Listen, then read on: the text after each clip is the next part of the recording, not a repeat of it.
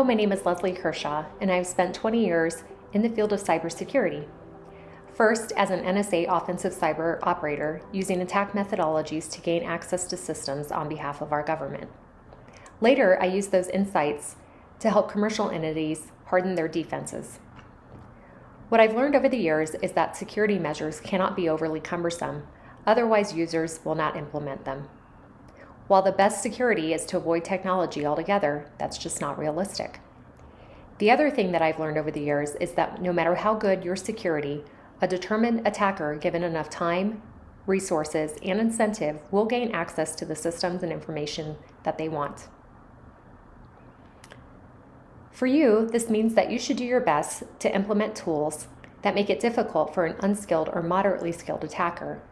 When faced with advanced aggression, the best solution is to formulate a good recovery plan. Today we'll talk about encrypting email to prevent sensitive data from being viewed by unintended recipients.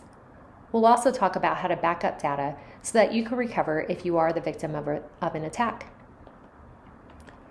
Before the internet, we relied on the Postal Service to deliver messages for us. When we were on vacation, we would send those glossy postcards filled with details about the fun times that we were having. We didn't care if anybody saw them. When faced with difficult news to share, we would write a letter and fold it into an envelope. We may even buy envelopes that had additional security to protect the sensitive information of our writing. When we think of our email messages, we should think of them in the same way. Unencrypted email is that postcard that anyone can read, with limited tools and knowledge. When we communicate sensitive information, we need to use encryption to wrap our message in that protective envelope. There are 3 mechanisms that you can use to encrypt messages. I'll go from the simplest methodology to the most difficult. The first is through enterprise encryption. This will be set by your organization's IT staff. The encryption will leverage SMIME, which allows for the encryption of any type of data that you would like to send. They will issue you a signing certificate that can be tied to your email. Once you install this, you'll simply check the encrypt email button or the lock button to encrypt your email message. As long as your intended recipient's organization also supports an encryption management server, you can send and receive without issue. Leveraging this will take care of 80% of your sensitive communication. If you want to send an email to someone who does not have encryption management at their organization, or you just want to add an extra layer of protection, you can encrypt the document itself. To do this, if you're on a Windows system, you can select to WinZip the document and then add the password. If you're on a Mac system, you can just set a password under a file. Make sure that you send the password over the phone verbally or through a text.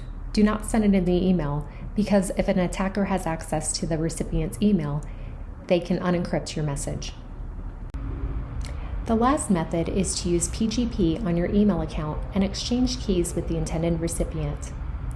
The install and use of this goes beyond the time that we have left in this video, but there are great resources on the internet that can help you.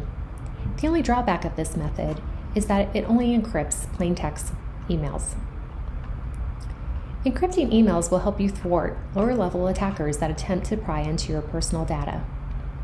Advanced attackers will use sophisticated methods to access your information and may even try to cause damage. Trying to recover from an attack is an emotional and time-consuming endeavor.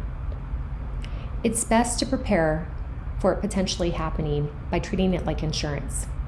You build up the method to recover knowing that you might someday need it. Imagine that you knocked over a cup of coffee onto your computer right now and it won't restart. How would you recover all of that data? The simplest method is to back up your data in an automated way. Once the automation is set, you will never have to think about it again until it's time to recover. I like to use an external drive that I connect via USB to my USB docking port. That way, anytime that I connect my laptop to my external screen, which is also on my docking port, I'm setting up the automated backup without even thinking about it. If you're using a Windows system, just go to your system, then Settings, then Updates, and Security. You'll select that external drive that you just connected via USB. You'll set the interval and the backups will begin. If you're using a Mac, you have two methods available to you. The first is to connect to iCloud. You'll select the drives and the documents that you want to be automatically updated, and they'll take care of that for you. The good thing about that methodology is that you can also access those files on different devices. You can also set up your Mac for external drive automated backup in a similar way. You'll just go to System Preferences, select the Time Machine, and follow the prompts. I hope that you never have to recover your files or that you're a victim of an attack. But if you are, I hope that this helped you prepare. Have a great day.